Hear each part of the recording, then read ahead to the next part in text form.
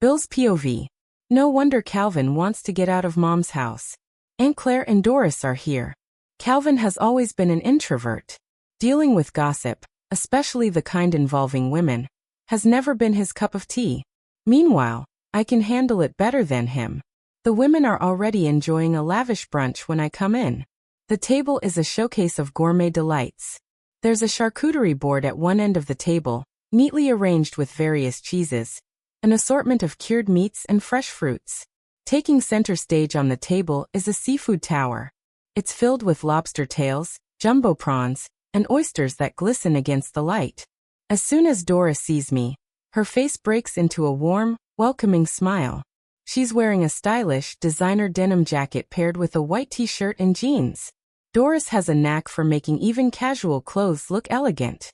She carries herself with such grace that she could be mistaken for a runway model, no matter what she's wearing. I greet Mom and Aunt Claire before I turn my attention to Doris. Looking great as always, Doris, I say, my smile broadening. Sorry, I had to leave early last night. Had to check up on Serena. Mom rolls her eyes when I mention Serena. She just had to make a scene, she remarks with clear disapproval. Before I can respond, Doris speaks up. It's my fault, Elena. I should have been more careful. Doris glances down quickly, maybe to hide what's going on behind her eyes. Her hands fidget together in her lap, a clear sign of her unease. Mom puts her hand on Doris' shoulder, offering some reassurance. You don't have to take the blame, dear. It's all that girl's fault.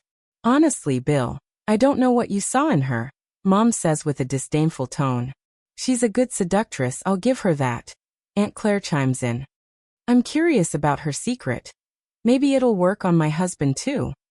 Mom and Aunt Claire share a laugh as if they're in on an inside joke. Ladies, be nice. I interject with a light tone. You don't really know Serena that well.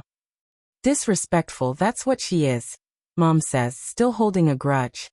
Not letting you tell your own mother about your wedding. Can you believe that? Her words reveal her lingering bitterness about being left out of our wedding. Doris and I share a quick look. I subtly shake my head, signaling her not to mention the Vegas wedding. She nods slightly in agreement. It's a secret just between Serena, Doris, and me. If Mom finds out, she would only hate Serena more. I can't imagine how she'd react to her billionaire son having a tacky wedding. Anyway, I apologize on behalf of Serena, I say, attempting to smooth things over. She shouldn't have acted that way. I think she's just really stressed out. Stressed out? Mom says, sounding surprised. Why would she be? She's got it easy with all your money. Mom has a point. I find myself wondering what's really keeping Serena on edge. What is she not telling me? I'm starting to think that maybe her asking for a divorce is more than just a hissy fit. Bill. Doris's voice cuts through my thoughts, bringing me back to the present. Are you okay? Forcing a smile, I try to appear composed. Yeah, I respond. I was just preoccupied with the Johnson and Haynes meeting later. Actually, I was thinking of bringing you along. Would you be up for that? Doris's face breaks into a beaming grin. Knowing her, she's probably already familiar with the proposal's details. I'm pretty sure she'll be a great backup in closing that huge deal. Sounds exciting.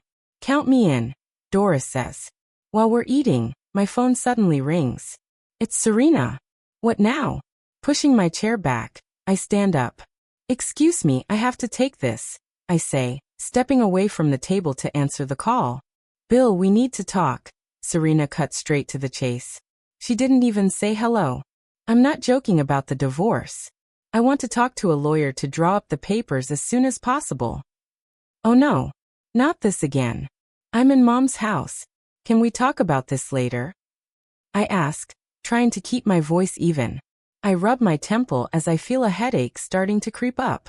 Out of the corner of my eye, I see Mom and Doris watching me. It can't wait. I'm just tired of you putting me behind everything else, Serena insists. Her voice is trembling. I take a deep breath, feeling the heat rising to my face. You can't just put me on the spot like this. What if I was in a meeting? I say, a bit louder than I intended. My voice is getting harder to control, and I can tell from the corner of my eye that Mom has figured out I'm talking to Serena. Is she bothering you, Bill? Mom asks. She raises her voice deliberately, ensuring it's audible on the other end of the phone. Really, that woman has some nerve. No sense of decency at all, she comments loudly, making sure Serena catches every word. There's a moment of silence on the other end of the line. I can sense that Mom's words have struck Serena deeply, cutting through her like a knife. Serena? I call out. There's a short beep, and then the call abruptly ends. Wow, did she really just hang up on me? I close my eyes and take a deep breath. It's the first time she's ever hung up on me. I approach the table. Everyone's looking at me, waiting for me to say something. I have to go. I need to prepare for the meeting. Doris looks worried. Oh, should I come with you? No, you can come in later. I'll just see you at the office, I reply. It's not that I don't want her to join me, but I could use the drive alone to clear my head. What game is Serena playing?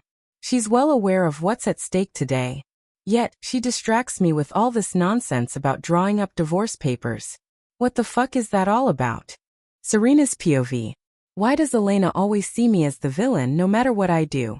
Angry, I slam the phone on the bed after hanging up on Bill.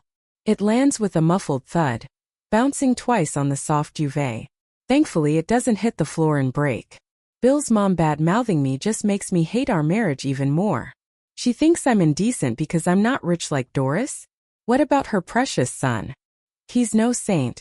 He's the furthest thing from it.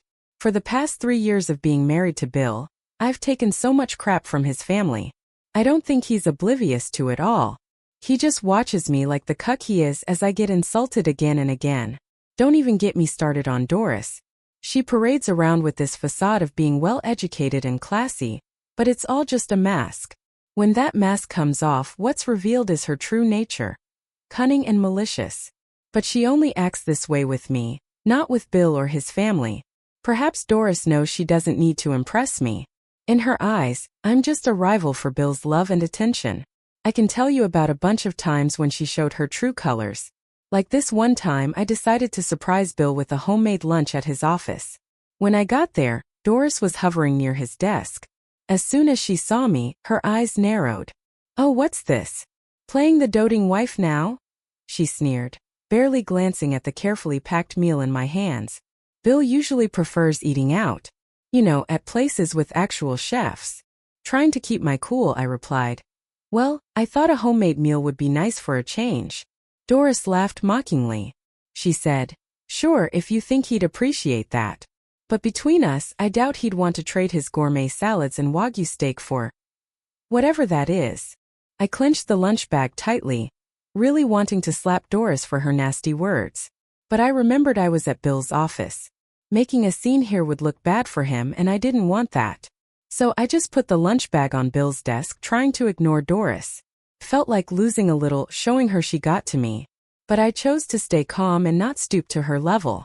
The saddest thing is if I shared this story with anyone, they'd probably just think I'm jealous of Doris. Seems like no one would believe me over her. In their eyes, I'm just Bill's disgruntled wife. I'm done playing everyone else's games. If Bill prefers his work and Doris's company over our marriage, then so be it. I'm out of here. I hastily grab a suitcase and begin to pack all my belongings. My eyes scan the closet, filled mostly with designer dresses and high-end accessories I had acquired for those countless fancy occasions with Bill. Yet, as I look at them now, they feel more like costumes than treasures, symbols of a life that never really fit me. I decide to leave them behind untouched. Packing only the essentials, I realize how little there is that truly belongs to me in this opulent but empty space. As I fold my clothes, a thought crosses my mind. Bill rarely gave me anything personal, anything that showed he knew me. He just handed me a platinum credit card once, with a nonchalant instruction to knock myself out. After packing, I picked up my phone with a clear purpose. I called Grace, my old landlady. I dialed, my fingers trembling slightly with each number. Hello, Grace, it's Serena. I was wondering, is my old apartment still available? I asked, hopeful yet uncertain. Grace's voice was warm and surprised. Serena. Well, yes, it's available, but I have much nicer places now, especially for someone like you. I knew she was referring to my status as a billionaire's wife, but that life was what I was trying to leave behind. No, Grace, I want my old place. It's what I need right now. There was a pause, and then Grace's voice softened. All right, dear. If you're sure it's yours. I felt a weight lift off my chest. Thank you, Grace. As I sit in the taxi, leaving the upscale neighborhood behind, I start to see the changes through the window. The polished, grand houses give way to simpler, smaller homes. The streets get busier and more lively. I notice more small shops and fewer fancy boutiques. The people seem different too, more relaxed, just going about their day.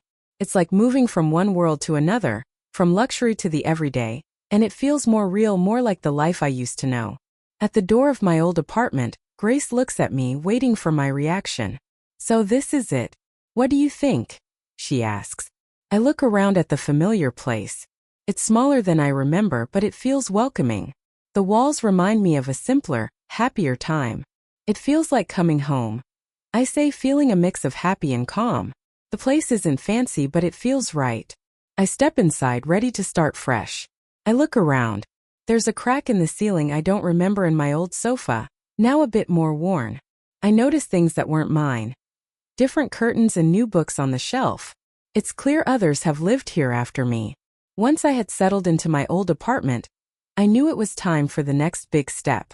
I picked up my phone, my heart heavy with the decision I was about to make. Dialing a number I found online, I waited for the other end to connect. Hello, is this Marquez and Garcia Associates? I asked, trying to keep my voice steady. A receptionist answered, her voice professional and courteous. Yes, ma'am. How may we assist you? Taking a deep breath, I found the courage to say the words that would change my life forever. I need your help drawing up divorce papers.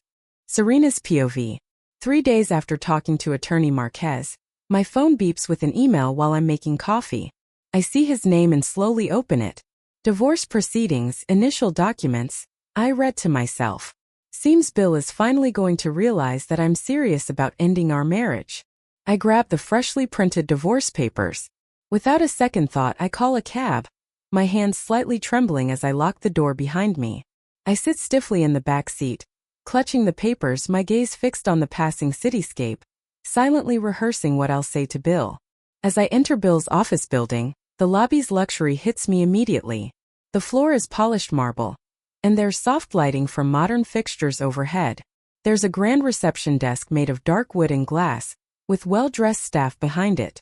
It's been ages since I last set foot here. Then again, Bill never liked me coming over.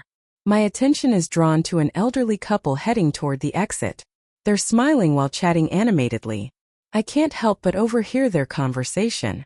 Bill's presentation was quite impressive, the woman says, her eyes sparkling. He showed some great numbers and promising plans. Yes, and the lady with him was really knowledgeable about their proposal. She was impressive and really pretty. The man remarks. I think she's Bill's wife. They're a great team. Kind of like how we used to be, George. The woman says with a smile. Wife. I'm confused. How is Bill with his wife at that meeting when I'm right here? Wait, are they talking about another woman? Something's not right. I need to find Bill and figure this out. I walk towards the receptionist, whom I don't recognize from my previous visits. She looks disinterested and somewhat rude as I approach. Excuse me, is Bill Richardson around? I ask. The receptionist's eyes narrow as I approach. Her eyebrows go up, making me feel uneasy. Do you have an appointment with him? She asks, her voice sharp. No, but I'm his wife, I reply. I can feel my eyebrows knit together in annoyance, and there's a tightness in my jaw as I speak. The receptionist's attitude is getting to me more than I'd like to admit. I cut off the receptionist before she could make a snide comment, turning swiftly towards Bill's office. Wait, she yells, taken aback by my sudden move. Ignoring her, I speed up, my sprained knee holding up well today. The sound of her calling security echoes behind me, but I'm focused on getting to Bill's office as fast as I can, not letting anyone stop me. As I rush away from the security guard, Sarah, Bill's assistant, sees me. She's always been nice. Mrs. Richardson, what's wrong? She asks. Her eyes are full of concern as she tries to figure out why I'm in such a hurry. Where's Bill? I need to talk to him. I catch my breath as I reply. Before I can say anything to Sarah, she notices the two security guards chasing after me. Her eyes go wide with shock. "Just what the hell do you think you're doing?" she exclaims, placing her hand on her hip in a mix of anger and disbelief. "This is our boss wife. Do you want to get fired?" They look embarrassed and one quickly apologizes. "Sorry, Mrs. Richardson, we didn't know." The other just nods. Sarah's stern gaze doesn't waver as she addresses the guards. "Get out of here before I tell Mr. Richardson what you did," she warns them. The security guards, now looking even more embarrassed, quickly turn and walk away. After the guards leave, Sarah turns to me, her expression softening. "Sorry about that," she says, sounding genuinely apologetic. "Anyway, your husband's in the conference room." "Thanks, Sarah," I say quickly, then head towards the conference room. I take a deep breath and hear Doris speaking. Recalling the conversation of the old couple earlier, it hits me they mistook Doris for Bill's wife. A mix of emotions wells up inside me, and without realizing it, I clench the papers in my hand, causing them to crumple slightly. Without knocking, I stride into the conference room. I see Doris halting her presentation mid-sentence, her eyes landing on me with surprise. "Serena? What are you doing here?" she asks. I quickly realize that the meeting is still in progress. Everyone's eyes turn towards me, wondering who the hell I am. Bill swivels in his seat, his expression turning pale as he notices me. I keep my gaze fixed on him, the room's attention shifting. "I need to talk to Bill," I say. "It's about something urgent." Doris looks around the room and then back at me. "We're kinda in the middle of something important here," she says. I take a deep breath to steady myself and announce, "Hello everyone, I'm Serena, Bill's wife." There was a commotion after I said that. I heard someone whisper, "That's Bill's wife? I thought Doris was." "You heard it correctly. I'm Bill's wife, not Doris," I announce, trying to clear up the confusion. I turn towards Bill, expecting him to say something, but he just sits there, looking like he's seething with anger. "Bill, why are you silent? It almost seems like you prefer Doris to be your wife, not me," I say. Bill suddenly stands up and grabs my arm, leaning in to whisper, "Not here, Serena. Don't embarrass me in front of everyone." He tries to pull me outside, but I quickly yank my arm away from his grip. At that moment, I don't notice Sarah coming in with coffee. My sudden movement causes me to bump into her, and the coffee spills all over me. I feel the warmth of the spilled coffee seeping through my shirt, but it's the shock that's more overwhelming. Doris exclaims with concern, "Oh my gosh! Are you all right?" She hurries over to me and pulls out a tissue from her purse, trying to dab at the coffee stains, but they don't come off easily. Realizing it's not helping, Doris suggests, "You know what, let's go to the break room so you can clean up properly." Then she addresses the others, "Let's take a quick break, everyone." I follow Doris into the break room, and as I do, memories from a previous dinner event flood back. It strikes me that whenever I end up embarrassed, Doris seems to be at the center of it. Seriously, I'm so fed up with her bullshit. Serena's POV. I'm surprised by how nice Doris is being to me all of a sudden. But then I realize she's probably just pretending to be kind because everyone else is watching. In the break room, I watch Doris rummage through her stuff. She pulls out a clean designer shirt with a fancy design and hands it to me. I accept the shirt and say, "Thanks. But you can stop pretending now. I can still see your horns from where I'm sitting." As I put on the shirt, I notice Doris' expression shifting from fake concern to a mean smirk. Just as I'm adjusting the fabric, she throws a barbed comment my way. "Even expensive clothes look cheap on you."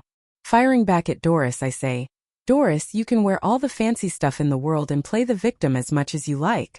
But at the end of the day, Bill is still married to me."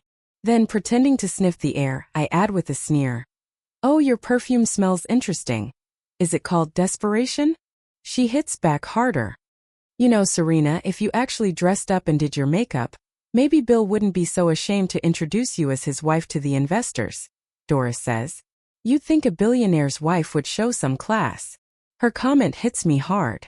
I try to hide it, but there's a lump in my throat. I look away, feeling a bit small and out of place, just like I often do in Bill's fancy world. Doris sees my silence as an opportunity and presses on. "Face it, Serena. You're just not good enough to be Bill's wife." I take a deep breath and respond, "Fine, you can have him, Doris. I'm divorcing him anyway." Doris's eyes widen in surprise, and she quickly glances at the papers in my hand. Is that what those are for? She asks, a hint of disbelief in her voice. Well, it sure took you long enough, she adds. Doris doesn't stop there. She makes another rude comment. So, what's your angle in divorcing Bill? Looking for a big payday, Serena? Money? That's the last thing on my mind. You know, I never planned to marry Bill in the first place. It was a spur-of-the-moment thing in Vegas. But unlike some, I don't measure relationships in dollars and cents. I'm walking away because it's the right thing to do for both of us, I reply sharply. Doris snaps back. Oh please. Cut the innocent act. You only got close to Bill because of his money, right? If I hadn't messed up with the drugs in Vegas, it should have been me marrying Bill, she confesses. Hearing Doris's confession, my jaw drops in disbelief. I can feel my face getting hot with anger. You caused all this mess. I blurt out, my voice shaking. I'm so angry I can barely think straight. How dare you, bitch? I remember all those times Bill thought I was the one behind that night in Vegas. I tried to explain, but he never believed me. And now here I am, realizing it was Doris all along. You and Bill are getting too close. I can't let him fall for you completely, Doris admits. You're cheap and horrible, Serena. Even if it wasn't Bill, you'd have found some other rich guy to latch onto. I glare at Doris and snap. Go to hell, Doris. Before she can respond, I slap her, the sound ringing sharply in the room. Still seething, I quickly turn and dash out, bumping into Bill in my haste but not stopping to look at him. I just keep moving. I can already picture it. Doris playing the victim once more, twisting the story to make me look like the villain in Bill's eyes. Her ability to manipulate situations to her advantage is something I'm all too familiar with. Bill's POV. With Doris not returning anytime soon, I decide to move forward with the meeting. To cover for her unexpected absence, I explained to everyone that she had to step out due to an emergency.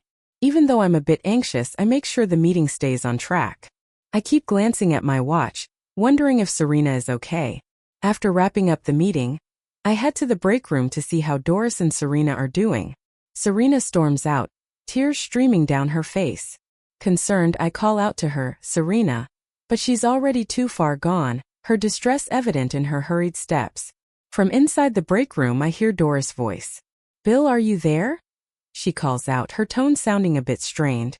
I pause at the door, responding, Yes, can I come in? There's a brief moment of silence before Doris answers, her voice sounding weaker than usual. Yeah. As I step into the break room, my gaze falls on Doris. She appears quite shaken, tears welling up in her eyes. Her left cheek looks a bit flushed as if she had been slapped recently. I quickly step closer to Doris, leaning in to get a better look at the mark on her face. Concerned, I ask, Did Serena do this? Doris nods, her eyes still teary. I don't understand. I was just helping her clean up. I even let her wear my shirt, she says, her voice shaky. Then out of nowhere she slaps me. I usually keep personal matters out of work, but this situation is different. I don't know why Serena is acting like this. I admit my voice sounds frustrated.